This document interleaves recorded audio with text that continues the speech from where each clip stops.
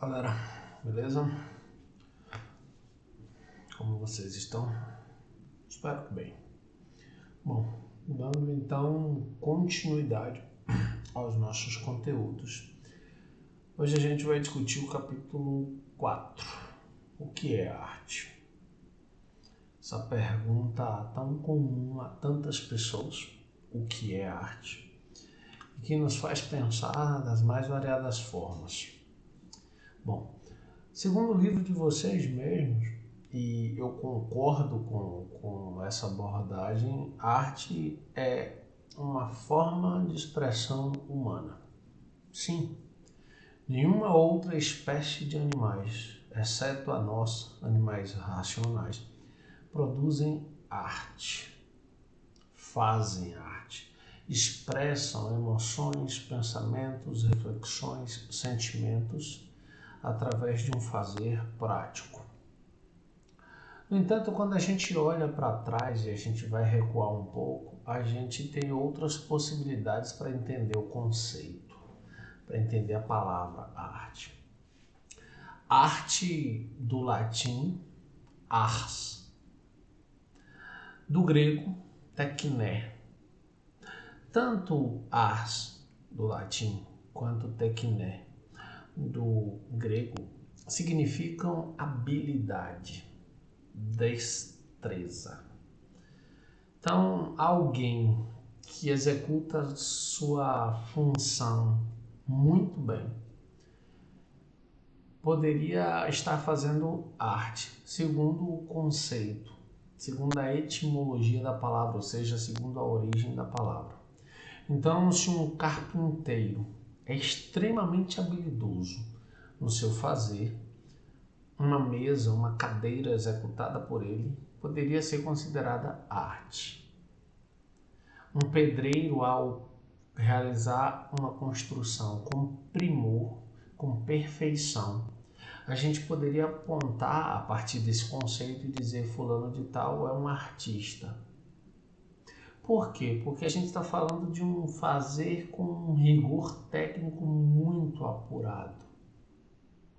No entanto, quando a gente para refletir, se ficarmos encerrados, se ficarmos presos a apenas esse conceito, todos os bons profissionais nas mais diversas áreas poderiam tranquilamente ser considerados artistas. E aí talvez a gente banalizasse a arte. E aí talvez a gente tirasse dela um dos elementos mais importantes presentes em sua estrutura, que é a capacidade de nos fazer sentir, de nos fazer pensar, de nos provocar, de nos incomodar. Daí, quando a gente pensa a arte hoje, mais baseado numa história da arte, a gente precisa pensar uma visão, a medida de uma visão espiritual do ser humano. Uma capacidade de transcender essa possibilidade de só pensar. Imagina o seguinte, você se depara com um quadro em que aparecem corpos extremamente magros, frutos de uma fome severa, de uma condição de miséria dura e imposta àqueles indivíduos. Se você nunca passou fome, se você nunca enfrentou nenhuma dificuldade, é natural que você olhe para aquela imagem, julgue até feia, mas não te diga nada além disso. No entanto, se você já passou alguma dificuldade na vida, se você enfrentou, por exemplo, a fome, a escassez de alimento, a incerteza de se amanhã haverá o que comer ou não, é possível que aquela arte te toque de uma forma completamente subjetiva, que ela fale exclusivamente com você, que ela te provoque lembranças, sentimentos, uma certa dor incômoda ao relembrar de uma determinada situação. Aí você diz, ué, Theo, então a arte só nos toca se nós tivermos vivido tal experiência? Não, não necessariamente. Porque mesmo que você não tenha vivido tal experiência, você é sensível a ponto de se colocar no lugar do outro. Lembra o conceito de empatia? De sentir pelo outro, de sentir o que o outro sente, de se colocar no lugar do outro e sentir a dor dele? Sim, a arte gera nas pessoas empáticas sentimentos tão profundos quanto quem vivenciou situações parecidas. Por isso, a arte nos oferece uma ferramenta fundamental para o desenvolvimento da consciência humana. A arte nos põe a refletir sobre situações diversas, sobre situações que os cachorros estão latindo, estão me tirando um pouco a concentração.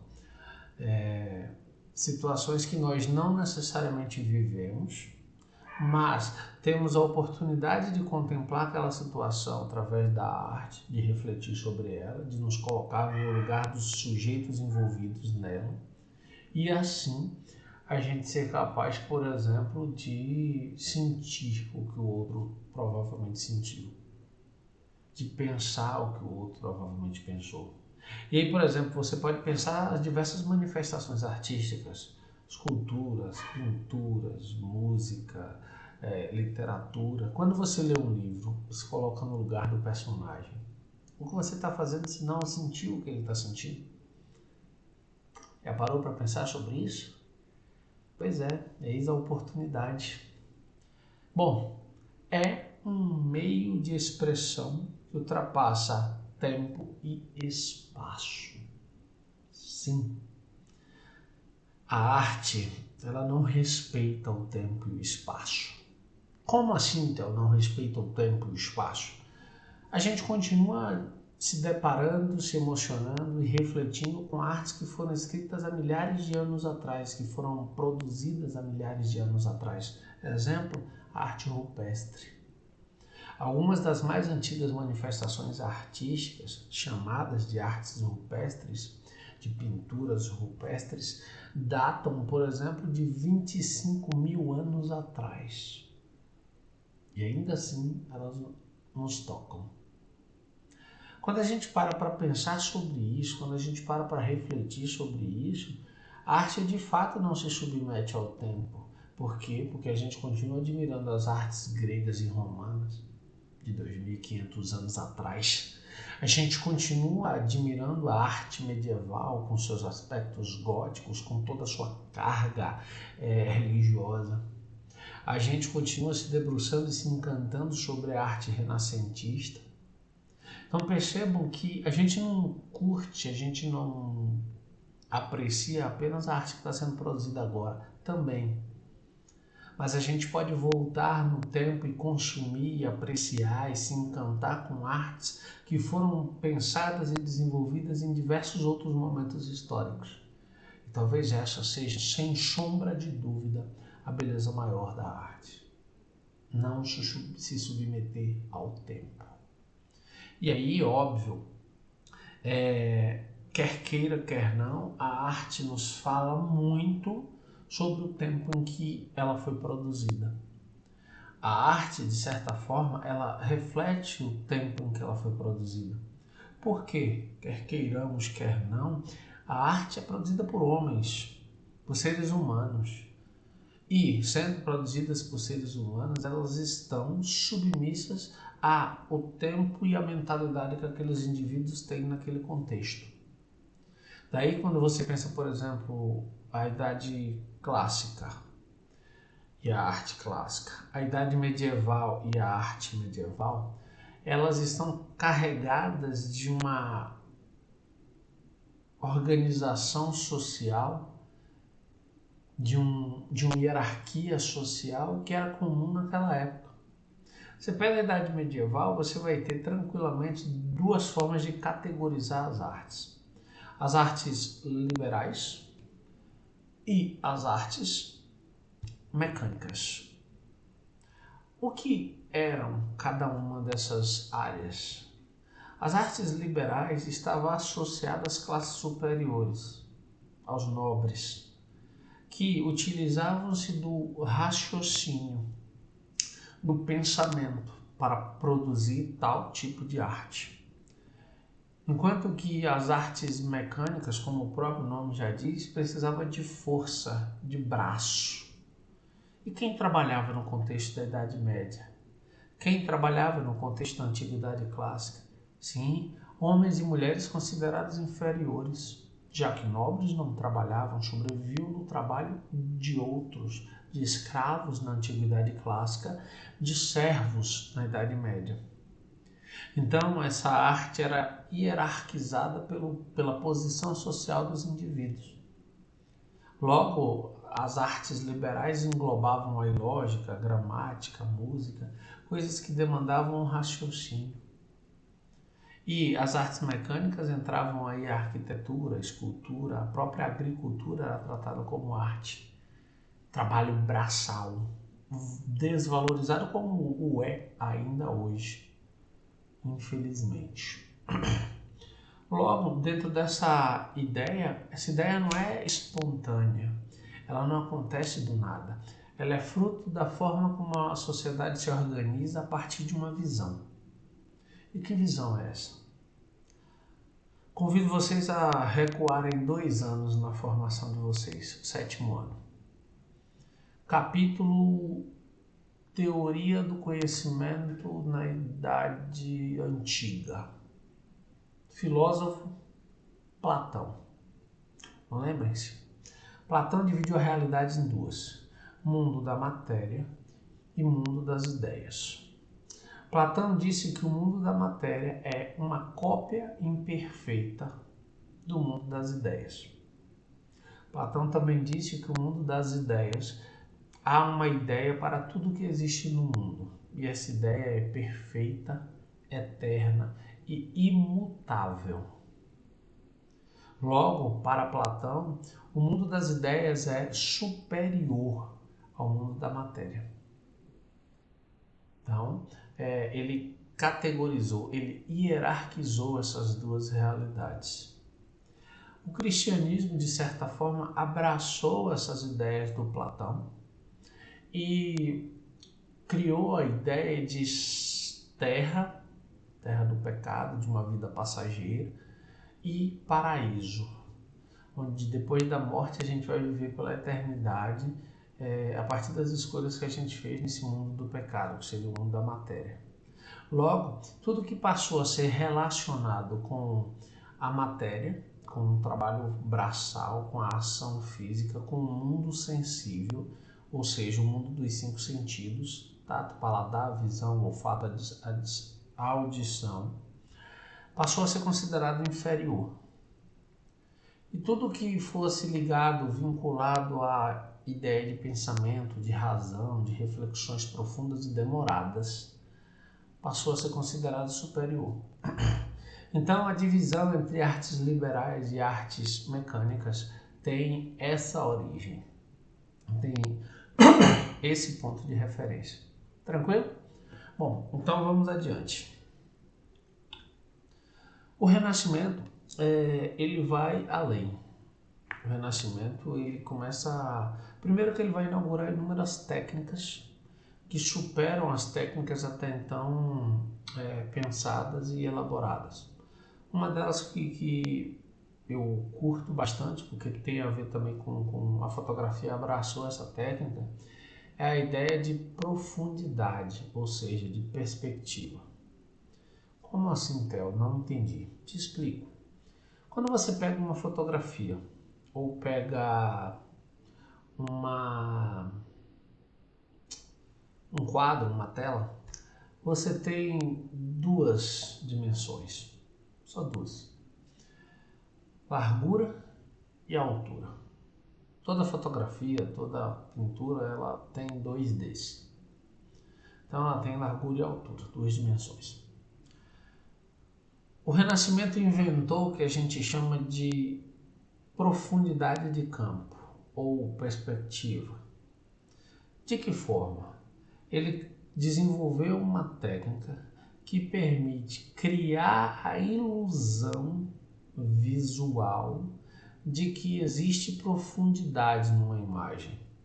Então você olha uma fotografia ou olha uma pintura e parece, por essa técnica, que existe uma rua que segue, existe uma árvore que está aqui e uma árvore que está no segundo plano. Existe distância focal nessa imagem. A gente sabe que ela só tem largura e altura. Mas essa técnica, ela criou a ilusão de que existe profundidade.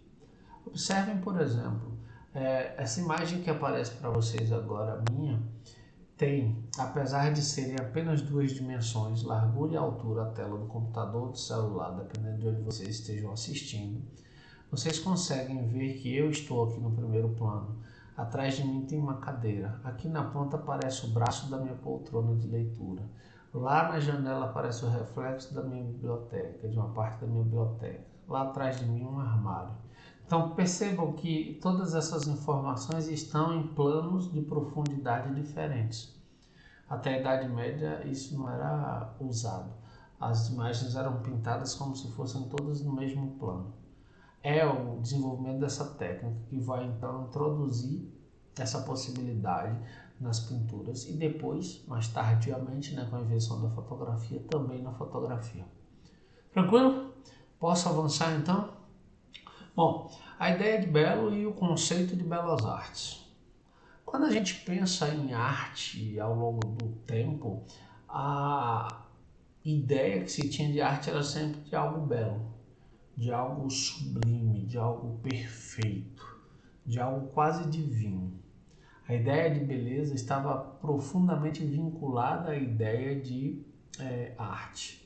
Daí, por exemplo, a gente chamar uma obra de arte de belas artes.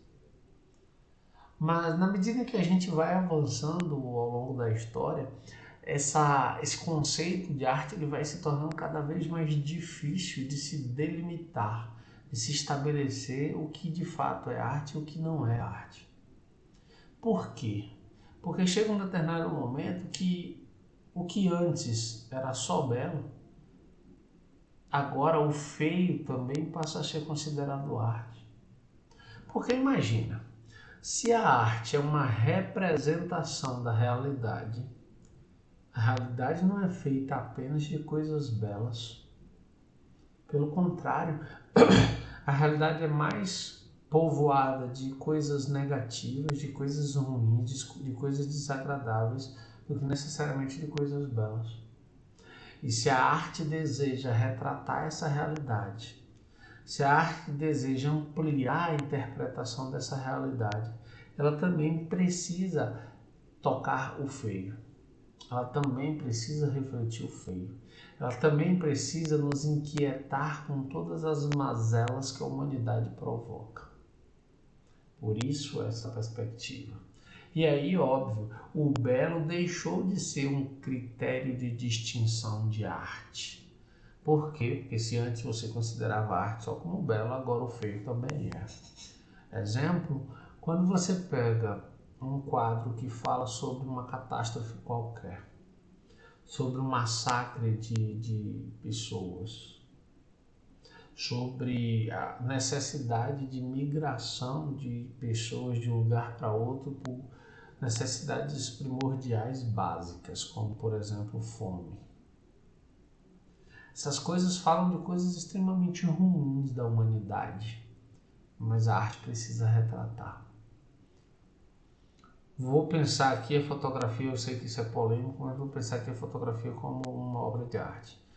Quando, durante o século XX, grandes fotógrafos de grandes agências de fotografia se deslocaram para situações de guerra e divulgaram suas fotografias para o mundo inteiro sobre essas guerras. Aquela obra de arte que era a fotografia, ela estava falando das maiores misérias humanas. Mas essa mesma fotografia que continha em sua narrativa algo nocivo, algo ruim, algo que diminuía a importância da humanidade, foi vital, foi importantíssima para conscientizar as pessoas de que a guerra é uma coisa ruim e que ela precisa acabar. Óbvio, infelizmente, as guerras não acabam, mas a gente tem uma consciência maior do que tinha naquela época. Talvez nossos netos e bisnetos vivam para ver o fim das guerras, mas eu acho difícil. Mas a arte cumpriu seu papel nesse sentido. O feio passa a poder ter inigualável valor artístico. Então percebam que essa frase está dizendo: agora a arte não importa se ela é bela ou se ela é feia. Importa a capacidade que ela tem de nos provocar, de nos fazer refletir, de nos fazer pensar. Essa é a maior responsabilidade de uma obra de arte, nos colocar a pensar. E aí eu avanço para o último tópico do capítulo, para a gente concluir esse capítulo. O que é uma obra de arte? Bom, como eu já disse antes, uma obra de arte é uma recriação simbólica da realidade. E aí aqui cabe uma distinção interessante. Essa recriação ela pode ser concreta,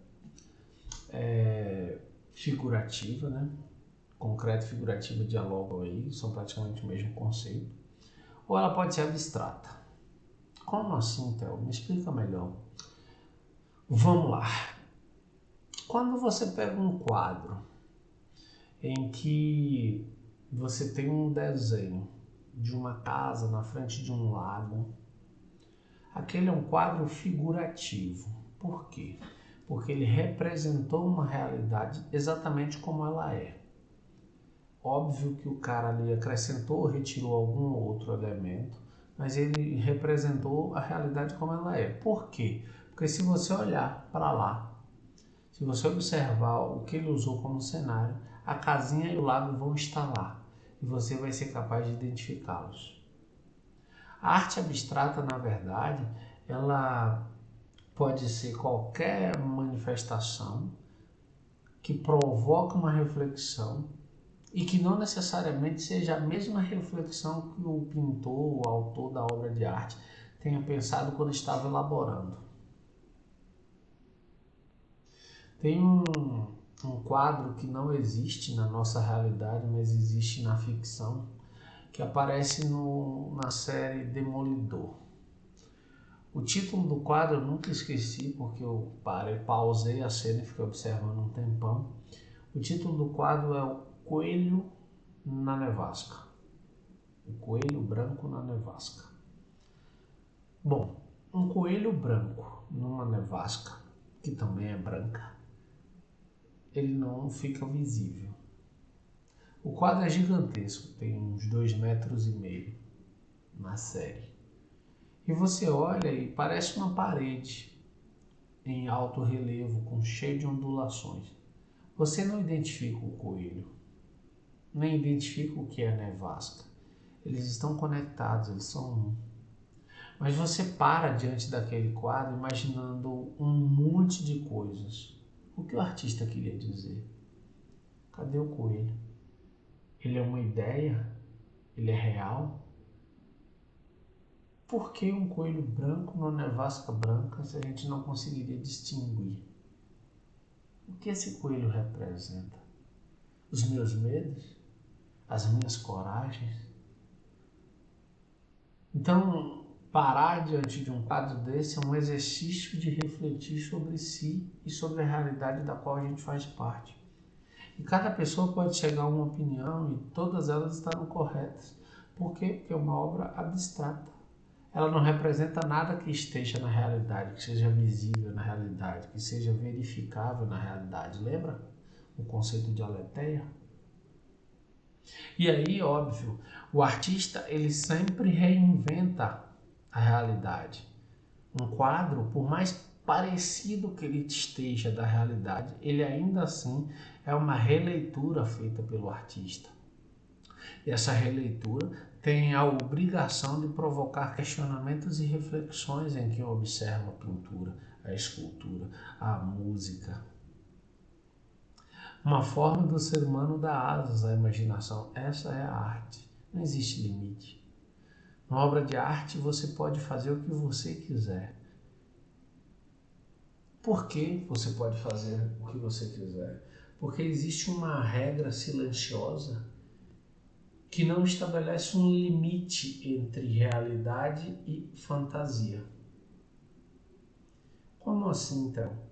Imagina, você sabe que não existem super-heróis como os filmes nos mostram, com superpoderes, com a capacidade de voar, de suportar pesos impensáveis, de correr a velocidades impensáveis, de mergulhar, de se comunicar com animais. Não existem esses heróis. No entanto, ali, naquele contexto, nós aceitamos sua existência, torcemos por eles. Numa obra de arte, o artista é o senhor dos destinos dos personagens envolvidos na trama. Por isso, um autor de um livro de literatura pode dar o final que ele quiser, o mais absurdo. E ainda assim, ele vai estar coberto de razão, porque a realidade dele, ele pode construir da forma que ele quiser. E quando as pessoas forem ler aquele livro, aceitarão aquela realidade, porque existe esse contrato silencioso entre quem se debruça sobre uma obra de arte e aceita tudo que o artista criou como possibilidade para refletir. Detalhe, não aceita como verdade absoluta. Ele pode questionar a obra do artista, mas ele sabe, é uma obra de arte. Tranquilo? Então, eu os convido a responder as questões da página 30 e 31 e a pensarem sobre isso. A arte, uma realidade reinventada. Qual o papel da arte na formação humana? Pensem sobre isso. Durante a live a gente vai discutir um pouco sobre esse tema. Tranquilo? Mas eu fico por aqui. Um bom começo de semana e a gente se vê na outra semana para uma live, beleza? Tchau, tchau, forte abraço e até mais.